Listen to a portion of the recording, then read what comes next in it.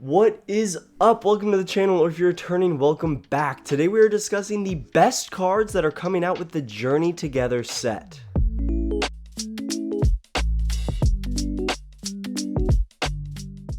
So, if y'all didn't know, the set Journey Together is being released in the US March 28th and has some very highly anticipated trainers Pokemon.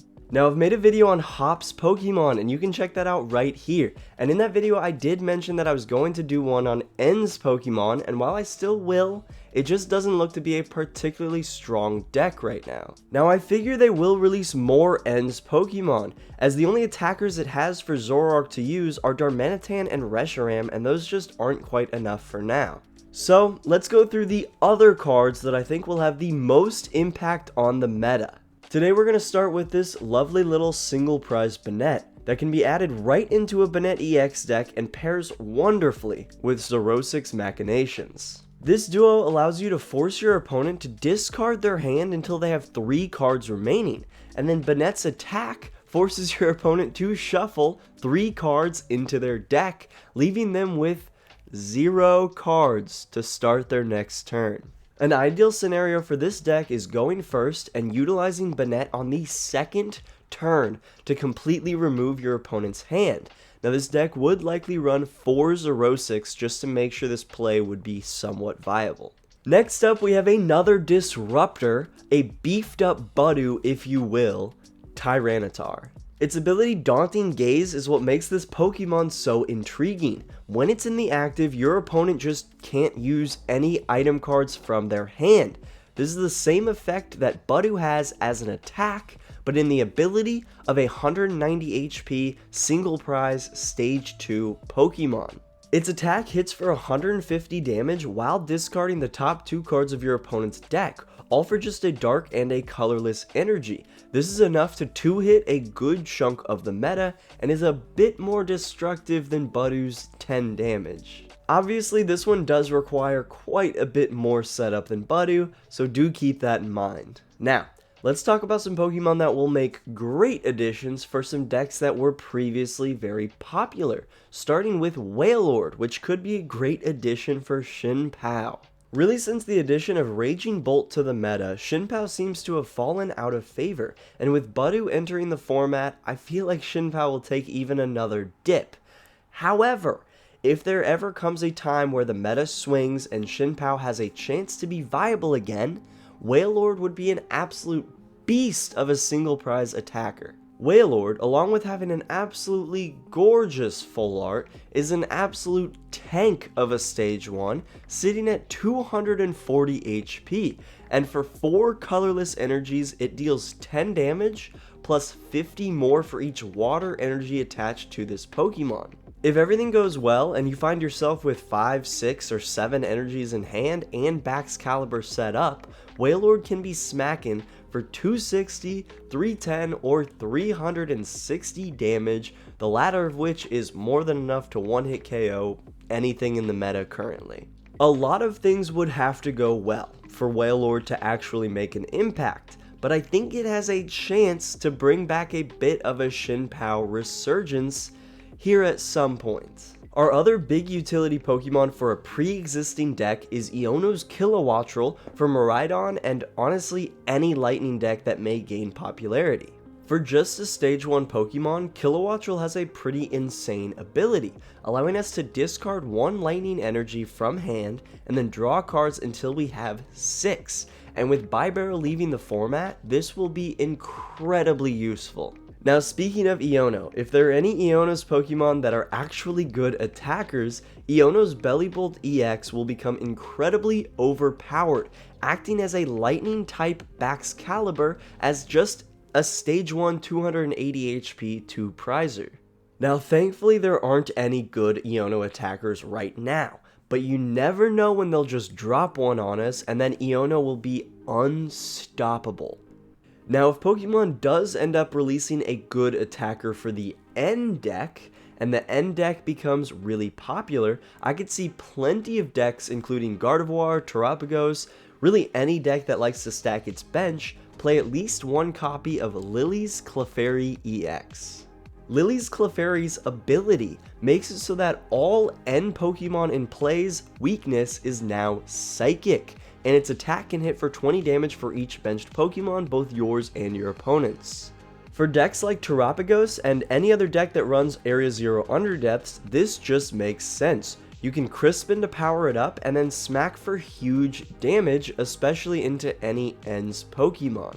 And then for Gardevoir and other Psychic decks that could gain popularity like Azumarill, it's extremely useful to make your opponent's N's Pokemon weak to your entire deck. There's also Lily's Pearl, which essentially makes the Lily's Clefairy EX a single prize Pokemon as long as the tool is in effect, which is kinda crazy. Next, let's talk about what potentially could be the next big Stage 2 deck, Salamence EX. Salamence is a 320 HP Stage 2 Pokemon that can hit each of your opponent's benched Pokemon for 50 damage with its first attack, or smack for 300 but discard 2 energies for its second attack. Now I know every Regidrago player is absolutely drooling right now, but don't get your hopes up. Pokemon did not want to stack the chips in your favor quite that much, as Regidrago will be rotating out as Journey Together becomes legal. Now with this kind of energy requirement, I figure Salamence will have to be paired up with some sort of energy engine, and potentially paired up with a spread attacker as well, like Dusknoir, to capitalize on attacking the entire bench. Next up we have the combination of Magmortar and Volcanion EX.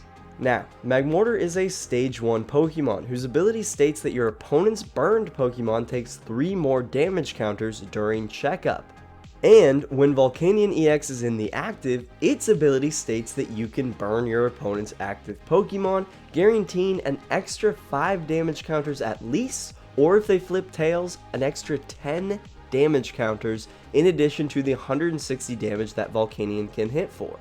I'm not sure if this deck will ever be meta relevant, but I do know a fun deck concept when I see one, and oh man, this one looks fun.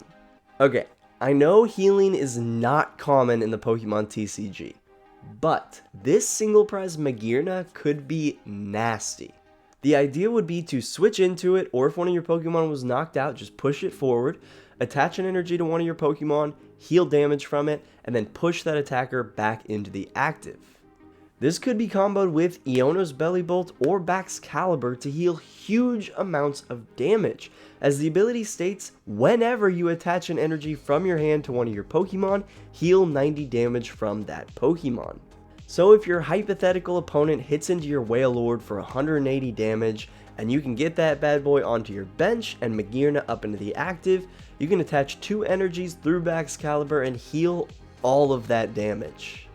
I'd be shocked if this was ever actually used, but I feel like there's a little bit of potential there. Alright, now let's go over a few trainers that I think will be extremely important, starting with Exchange Ticket, which I could see being used quite a bit with Hisuian Heavy Ball rotating out. Now, this will require you to manually deck check and see if you've prized any important cards. However, if you have prized an important card, Exchange Ticket will allow you to take your prize cards, put them on the bottom of your deck, and then take the same amount of cards from the top of your deck, and those are now your prizes. Now this could be paired up with the lucky bonus Chansey if we have a way to guarantee the ability to get multiple Chanseys into our prize cards. We could win the game off just 1 or 2 knockouts if we flip a couple of lucky coins. I feel like this trainer will be especially important for decks like Stall and Control, where they aren't usually taking prize cards, or just any deck that has a lot of one-ofs that are very important. Another decent trainer for Stall and Control decks is Ruffian, which allows us to remove a special energy and a tool from one of our opponent's Pokemon. Now with Lost Vacuum going out of rotation, I feel like Ruffian could actually find a spot in the meta if certain tool cards become too overpowered. This could also be useful for a deck that has a very specific awful matchup with a deck that relies on special energies or tools. However, I'm not sure if I see this supporter being too widely used. As for stadiums, other than the big trainers ones like Postwick and Ends Castle, Levincia is by far the biggest stadium we're getting and will be a staple in lightning type decks for the next multiple years. This stadium allows you to simply recover 2 lightning energies from your discard pile to your hand, which is so cracked. And if Iono's Pokemon ever gets an actual attacker, this stadium will be insanely OP in that deck. Levincia is also great for Miraidon and Iron Hands if it comes back, and literally any lightning deck. Just any lightning deck, or deck that uses lightning energies, this could be useful. This will for sure be paired with Iono's Kilowattrel, as it is just a free way to get up to 6 cards in your hand every turn. We are getting one special energy with this set, and it is an interesting one.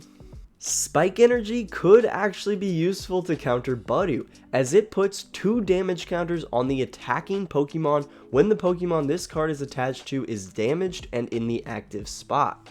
Now this energy could be paired up in a very fun single prize deck with Lycanroc, whose ability states that when you play this card to evolve one of your Pokemon, you may attach up to 2 Spike Energies from your discard pile onto the Lycanroc.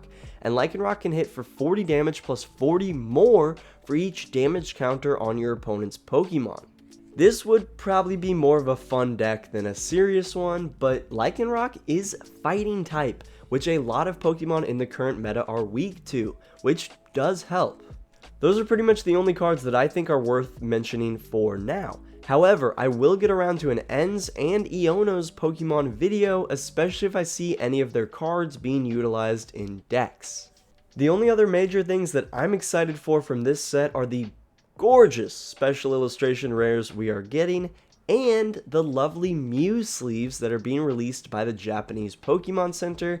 I am definitely trying to get a hold of those, so if y'all know anybody, let me know. While it may feel a little underwhelming right now, I do feel like Journey Together will be more of an intermediary set as opposed to a huge showstopper set. I guess what I'm trying to say is that I think Journey Together will set up the future meta, and I believe that Pokemon will release more effective attackers for all of these utility trainers and Pokemon that they are releasing with Journey Together. This is the first set of the new format after all. This set will be released March 28th and will be legal for play April 11th, so we have lots of time before we actually have to worry about these cards. However, it's always fun to look to the future. Let me know down in the comments below which card or deck archetype you're most excited for from Journey Together, and if you enjoyed this video, consider dropping a little like and subscribe. Check out my other videos. I stream right here on YouTube every Tuesday and Friday at 6, and hell, if you really enjoyed it, maybe even ring that notification bell to be notified whenever I drop a video or go live. It would genuinely mean the world to me. Thank you so much for watching. I appreciate every single one of you guys. I hope you have an absolutely fantastic day, and I'll see you next time.